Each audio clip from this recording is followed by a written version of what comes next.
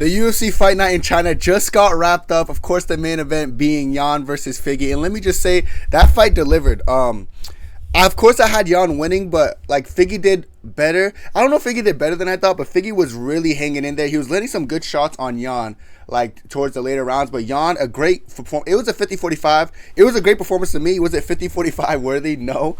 But like to each their own. I'm not mad at the judges doing that. You know what I'm saying? Peter Yan has a history of getting robbed, bro. Got robbed against Sugar Sean. You know, the second Aljo fight pretty close.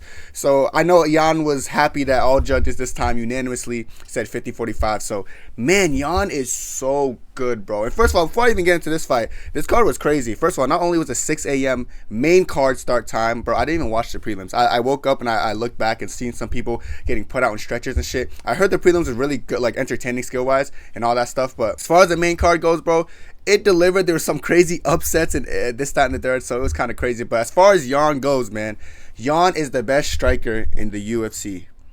Best striker in UFC history. Not just UFC today, UFC history.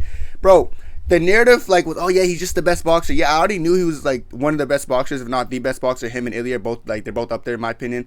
But, like, he has good oblique kicks. He has good time. He showed flying knees. He shows jumping switch kicks. He was showing everything this fight. I was very impressed by Peter Yan, man. Like, it really hurts me to say that I know, just, like, he'll never touch the belt again. Like, that's what kind of frustrating with me, because I know how good Peter Yan is. He mixed it up well, bro. That trip he landed on Figgy, chef's kiss, brother. Like, perfect, brother. Let's wrestle. The way he throws those strips, the way he sets it up, man. Dude, he's gnarly, dude. He's real cowabunga, dude. I don't know, man. It sucks that Umar Nurmagomedov and Merab Dvalishvili are in this division. And I know, like, he looked really good, chat, but Peter Yan always looks good. Like, even before he fought Merab and Aljo, he always looks good. Like, even the first fight with Aljo, he looked great. You know what I'm saying? What he really struggles with is, like, heavy wrestlers with the endurance to wrestle the entirety of the fight. I said that in the prediction video, you know what I'm saying? I look at someone like Figgy. Does he have wrestling ability? Yes. Even in the first round, it surprised me because Figgy got him down pretty quickly. But the thing about that is Figgy doesn't have the endurance to wrestle the whole fight. Like, he has the endurance to, like, throw a big haymaker back or something and then, like, kind of fight in spurts. But he doesn't have the endurance to, like, take you down and hold you. Someone like Merab has the endurance to shoot takedowns on you all day, which kind of muffles and just truffles. Bro's just making up words. It just smothers, like, Peter Yan's offense of his striking. So that's why he struggles with styles like that. So I feel like even though, like, he wants the rematch with Merab, man, I just don't know. Like, I'm sure Merab's gonna give him the rematch. He's not gonna want to fight Umar anymore because Umar's a hard stylistic fight. He'd rather fight another Peter Yan or a Peter Yan again. So yeah, man, I'm happy Yan's, like, looking like Yan. He's only 31, man. Oh, I can't be asked. Like, if Umar wasn't a young buck still in the division, you know, I think eventually, like, Peter Yan would maybe get the title, but it's just frustrating that he's this good and he's never going to touch the title again just because of the new top. Yo, Bantamweight's a stat class, first of all, you know what I'm saying? But it's just the top of the top. The two people specifically that he only loses to is Umar and Merab. No one else beats him. Look at the rest of the division. No one else has that great wrestling or, like, great endurance to be able to wrestle Peter Yan for 25 minutes straight, you know what I'm saying? So yeah, I look at Yan. I just think he beats. I hope he doesn't become like a gatekeeper because he's like I said, he's 31. He still looks good. He's still in his prime. He ate some big shots by Figgy. Don't get it twisted. Figgy has crazy power. He's the only one to drop Cheeto. You know what I'm saying, in this division. Figgy's so good for going up in weight, like from a 125, a really small weight class. He goes up. He's still 5'5", and he's still like dropping these guys, showing he's good. I think Figgy's better than I expected. I think Figgy still beats a lot of people. The only thing of the matter is I just feel like Yan was a little bit too good for him. Yan was on a different level. So I am going to show Yan respect, dude. Great performance by Yan, but like, I don't know, man. It's just like, I don't see him ever touching the title. Like, he's still a real bad man. Don't get it twisted, bro. He's a real bad man. You get me, bro. But it's just like, it just comes down to the point where, like, his only deficiency, in my opinion, is like going against like spam wrestlers or wrestlers with good endurance. And, you know, Figgy is not a wrestler with good endurance, but he's a good wrestler. But he wasn't good enough to hold down Peter Yan for a good amount of time. Peter Yan also showed good scrambling, though. Like, when Figgy would try to hold him down, he would scramble out of it. He would do good. So, dude, Peter Yan, he looked great, man. It's just unfortunate how I feel like the trajectory of his career is probably going to go. But like I said, listen, I don't even know what's next for him. The title shot's not even a bad call out. You know, so I know Umar just beat Corey Sandhagen, who Peter Yan also already beat. Bro, look at the strikers Peter Yan beat, bro. He's Sugar Sean, that's a win. I don't care what anyone says. Corey Sandhagen beat him, destroyed him, dropped him so many times. Jose Aldo, he TKO'd him. You know what I'm saying? Song Yadong, known as a good boxer, outboxed him. Then he was putting on this clinic against Figgy on the feet, uppercuts, all this nasty stuff. He's the best striker in the UFC, and you can't tell me otherwise. You could try to gaslight me and say, nah, Kenny, dude, it's Pereira. dude is Elliott. No, it's Peter Yan. He went in there against the best strikers, performed every time. So I'm gonna show him respect. Say he's the best striker in UFC history. And I remember I was making my striking list. I put him number 1. Everyone was hating on me, like, oh, you don't know what you're talking about. Yeah, okay, keep hating on me now, bro. But like I said, man, Peter Yan, great performance, and he looked like vintage Peter Yan. Like he just looked like Peter Yan. That's how Peter Yan always looks when you're not smothering him with takedowns. Don't give him space. Not a single man on the planet Earth can like just stand with him and win unless they get a robbery victory and your name is Sugar Sean O'Malley. Simple as. But shout out Peter Yan, great performance. And again, Figgy's good, but it's just levels. Like Peter Yan was just that much better. All right, co-main event of the evening. Holy shit, bro. Tabitha Richie is not good. Tabitha Richie's on a 4-fight losing streak. She lost to Yan today. She lost to Angela Hill, just got the robbery victory. She lost to Tisha Pennington. She got that robbery victory too, and she lost to Godinez. Like she lost to all her last 4 fights, literally. It's like the strawweight weight class is funny because you could actually see the skill gap like between the ranks.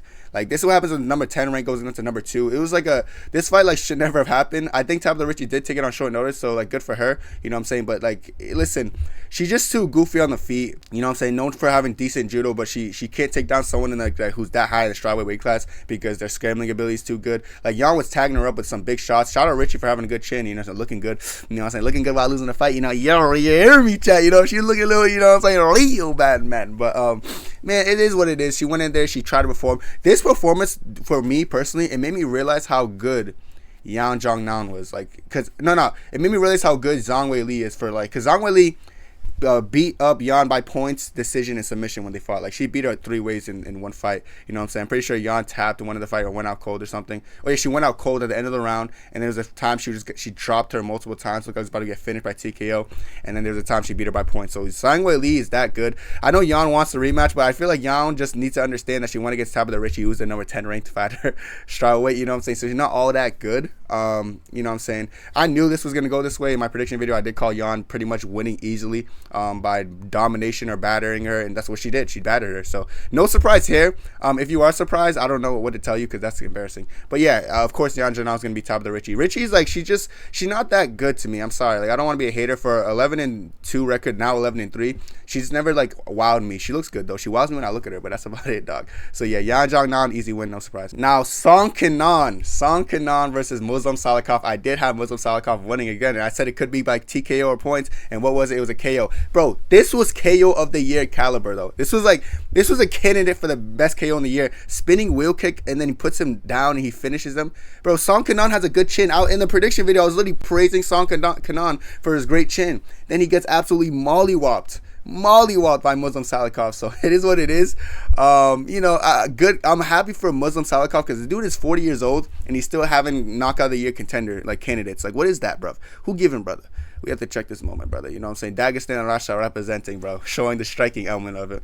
Just the fact that he's older, you know what I'm saying? He's not going to be in the UFC for a long time, but he's still putting up performances like this, getting bonuses like this. That man's walking out with $50K. No ifs, whats, or buts about it. The Chinese weren't doing all that great in this card I've seen, Chad. I'll be real. I didn't watch the prelims, but I was hearing some stuff. And yeah, of course, Muslim Salikov put the China man down pretty badly. So shout out Muslim Salikov showing that 40 is just a number, bro. Age is just a number. Yeah, pause. You get what I'm saying? Like Muslim Salikov showed him I'm still a real bad man, bro. You hear me, chat? You hear me? He might still look old. You know, he moves good for his age. And like the speed was kind of like he had the speed advantage despite being the 40-year-old. So much I don't know, man. He's actually not bad. So shout out Muslim Salikov, great knockout victory. Probably knockout of the year if Max Holloway, Justin Gaethje never happened because I feel like that's just gonna win no matter what because it was kind of crazy. Like we can't act like it's not crazy just because time went along. But definitely the candidate. It's gonna be good to see that in the runnings because it should be. Round 1, by the way, that's crazy. Oh my god, and this fight right here, man. Wong Kong, man. People are calling this a fraud check. It's not a fraud check. Like so people are like, oh, she looks so bad. No, she didn't. Like my Discord is just idiots though, to be fair. But like a lot of them were like, oh, she looks so bad. She was so ass. Wong, the Joker was beating the fuck out of Fernandez. Like, shout out her for having a great chin. The first round was not close. She was getting outshrugged, destroyed. Even the start of the second round wasn't close. And then, like, a weird head kick landed on Kong. And then she kind of, like, got dazed and she got dropped. And then, like, it was crazy. And then it all happened so fast. And then Fernandez dropped on the choke, bro. And then just she choked her out, man. And this sucks because it ruined the potential fight with the Joker versus Valentina Shevchenko running back. Like, this could have been a Pereira Izzy moment, man. Like, coming there, fighting the champion, maybe. And then she just has charisma. She had a superstar. This was a huge favorite losing. Like, this shit was crazy. Like, no huge favorite. Like, a minus 1,000, like, minus 1,700 or something. The fuck, bro? And then she loses by submission, man. I actually had one of my friends in school for some reason put $15 on Fernandez by submission. I was like, what the hell? And they cashed out 15 and win like 435. Just think about that. Oh, that was crazy. But man, it's just like I don't get this, man. It's like UFC is so unpredictable. Like, this Fernandez person sucks. Shout out to her because I heard her story. Like, good for her. She, had a lot of like siblings and relatives that passed away, so this was a big fight for her. But man, this sucks. Like, I hate when people who are supposed to win and they ruin hype trains. They just ruin things special. This could have saved the flyweight division. It could have made this flyweight division more entertaining or something. But of course, this fucking Fernandez just comes in and ruins it, bro. Oh, I can't be asked, yo. I can't be asked, chat. Oh man, I actually can't. I can't be bothered, bro. It actually pissed me off because, like, I actually was excited to see something new in flyweight. Some new contender, 6-0, perfect record, having all these finishes. Out of her 6 wins, 4 were by finish. You know what I'm saying? And this fraud comes in, was getting beat the shit kicked out of them. Then they find a way to get a submission. And she's not going to do shit. Like, Gabrielle Ferreira, no, like, I'm happy for her. She ain't going to do shit with the rest of her UFC career. She's just going to be there and losing to, like, bums again. I don't think this is a fraud check because I feel like a fraud check means, like, you get embarrassed, like, you go in there and you're just not as good as a person. Like, you're not as good as people thought. She's still as good as people thought, or like she's as good as I thought. I knew she was this good. She was beating the fuck out of her. It's just you got caught with a punch, man. Like, puncher's chance is real, man.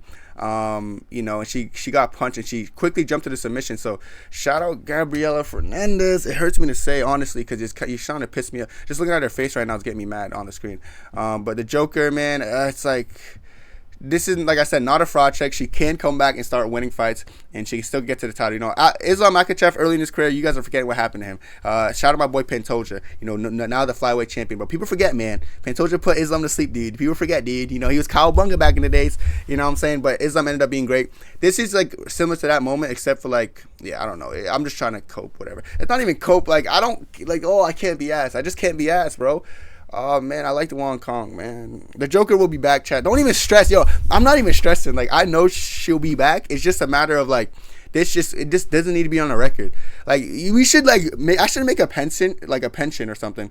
Or, like, start something that, like, you have to remove fluke wins off of people's record. This is a fluke win. Take Leon Edwards' first win on Usman off. Take this stupid win off. Take Islam's win off. Bro, we got to start. I got to start something. I'm going to start something, and I need you guys to help me fund it. We got to remove fluke losses of people's resume. This was a fluke loss, man, and it just makes her perfect undefeated resume and aura and all that shit. It just makes it go down a smidge, So I can't jack that, bro. I'm not jacking that shit. Hell no, bro.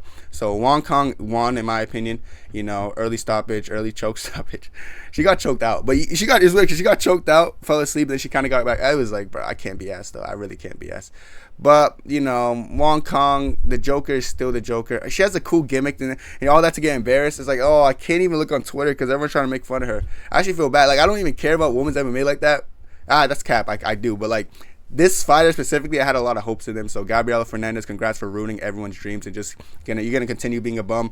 She before this fight, she had 3 fights in the UFC. She lost twice, and she won once, and it was a split decision robbery.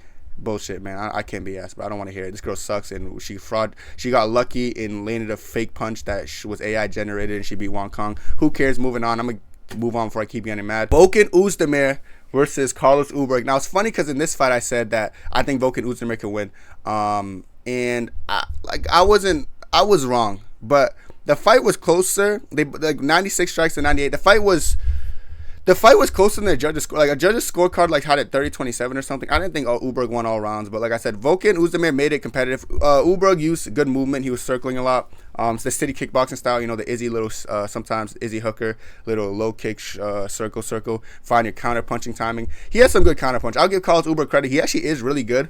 He went against a very seasoned veteran here, and Volkan Oezdemir. Oezdemir is always bringing the pace and the pressure, Uber's good, as far as the Pereira fight, because I know Pereira's probably going to want that fight, but, like, he didn't, like, make a statement against Oezdemir, but, he beat him. So I don't know what's next for Uber. Uber's actually really good. I'm a hop on this hype train, just because I like the way he moves. I like how he's an intelligent fighter. He's not like a reckless.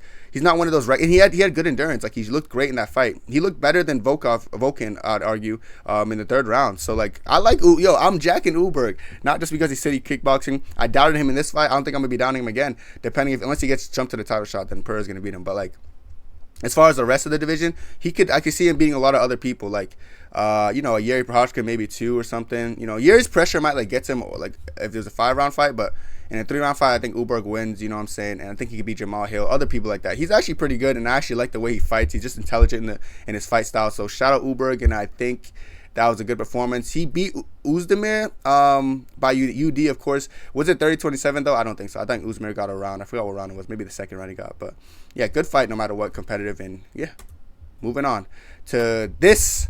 The thing that started off the main card, like, I was half asleep, half awake when I was watching this. And the guy who I predicted to win, the Chinese guy, won a first-round knockout. Great knockout, actually. So, yeah, I was half awake, so I'm not even going to talk about this. And as far as the prelims, I was sleeping the entire time for all these prelims. I set an alarm for 6 a.m. specifically. But, yeah, this girl, which girl was it?